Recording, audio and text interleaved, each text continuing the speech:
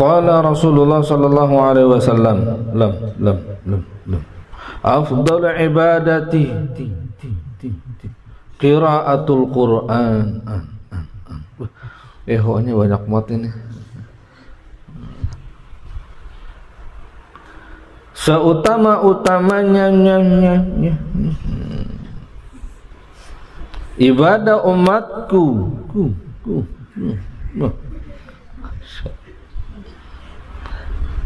qiraatul Qur'an. Jauh banget ini ehoknya. Seutama-utama ibadah umatku adalah baca Al-Quran. Nah, lakukan udah. Satu hari 1 juz minimal. Itu sudah kewajiban santri 1 juz. 2 lembar sebelum zuhur atau setelah zuhur, 2 lembar sebelum asar setelah asar, 2 lembar sebelum maghrib setelah maghrib, 2 lembar sebelum isya setelah isya, 2 lembar setelah subuh atau sebelum subuh. Udah. Sibukkan kita kepada Al-Quran. Nggak bakal susah orang yang hidupnya dengan Al-Quran. Anehnya kok manusia jauhin Al-Quran, umat Rasulullah sallallahu alaihi wasallam. Siapa orang ingin menginginkan ilmu, maka dia harus dekat dengan Al-Quran. Karena segala ilmu ada dalam Al-Quran. Sumber ilmu adalah Allah, maka firman-Nya adalah sebesar-besar sumber ilmu.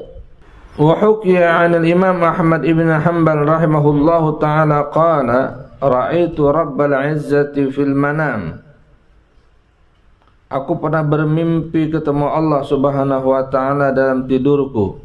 Kata Imam Ahmad bin Hanbal, hati-hati ini ya, dalam mimpi ya. Faqultu, maka Imam Ahmad bin Hanbal, ya Rabb, ma afdalu ma taqarraba bihil mutaqarribuna ilaik. Ibadah apa yang paling utama untuk dijadikan alat untuk mendekatkan kepada Engkau sebagaimana orang-orang yang dekat kepada Engkau? Apa sih yang dilakukan oleh orang-orang yang pernah dekat kepada Engkau ya Allah? Luar biasa. Mimpinya ketemu Allah, tanya langsung. Ini sekelas Imam Ahmad bin Hanbal. Luar biasa. Faqala bi kalami ya Ahmad. Allah. Dengan kalamku ya Ahmad. Baca dalam kitab Al-Itqan fi Hamalatil Quran. Ada yang sehari sekali khatam, semalam sekali khatam. Ada yang siang dan malam, seminggu. Bahkan ada yang 8 kali khatam, siang 4, malam 4. Allah. Meskipun standar untuk umum 1 bulan itu minimal 1 kali khatam. Maka kalau seandainya 1 juz cukup mengejar. Bagaimana kita mengharapkan ilmu kalau kita jauh daripada sumber ilmu? Orang yang tidak baca Al-Quran, hatinya tuh gersang. Tahu gersang?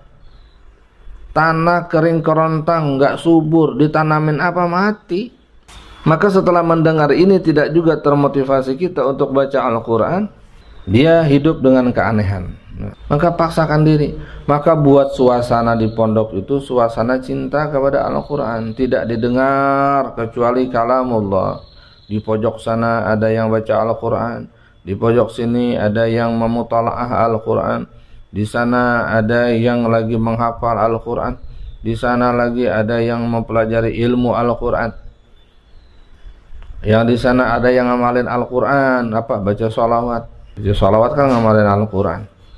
Jadi suasana itu suasana agamis, bukan kayak di pasar. Di sana ketawa, di sini cekikikan, di sini kejar-kejaran, persis kayak taman anak-anak, bercanda, bergurau. Akhirnya suasana yang agamis menjadi berubah duniawis. Pakai ujungnya yang penting wis. Jadi semangat cari ilmunya jadi hilang.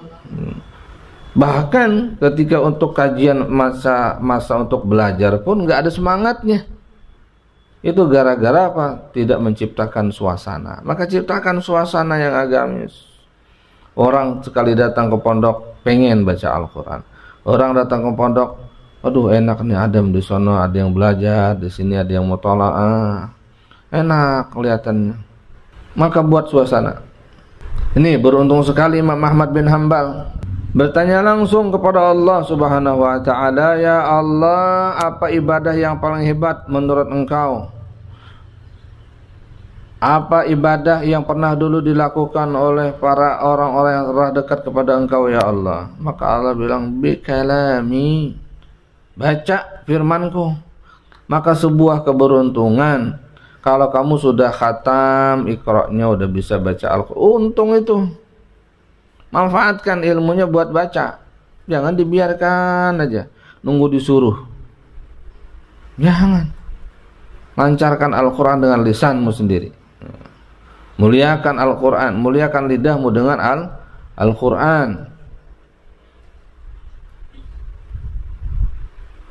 Lalu Imam Ahmad bilang, qultu bifahmin aw bighairi fahmin ya Rabb. Dipahami atau tidak dipahami? Maksudnya ya Allah, katanya tadi sebaik-baik ibadah baca Al-Quran. Itu baca Al-Quran dengan pemahaman atau tidak? Yang bagus itu dengan pemahaman atau tidak? Allah bilang bifahmin wa bighairi fahmin. Dipahami dan tidak dipahami baca Al-Quran bagus. Dipahami tidak dipahami baca Al-Quran mendekatkan diri kepada saya Allah Subhanahu wa taala. Jadi untung. Qala Imam Hafiz Abu Amrin Ibnu Salah fi Fatawi. Ada seorang imam bernama Abu Amr Ibnu Salah. Beliau ahli fikih dan orang yang banyak mempelajari ilmu, namanya Al-Mutafannin. Lahir 577, wafat 643. Salah satu imam muslimin yang menguasai ilmu agama. Beliau juga masyhur dalam ilmu mustalahul hadis. Beliau namanya Imam Ibnu Salah. Itu sangat masyhur ya. Punya kitab Muqaddimah Ibnu Salah. Apa kata beliau? Qiraatul Quran karamatun akramallahu bihal bashar. Membaca Al-Quran adalah kemuliaan yang Allah berikan khusus untuk manusia.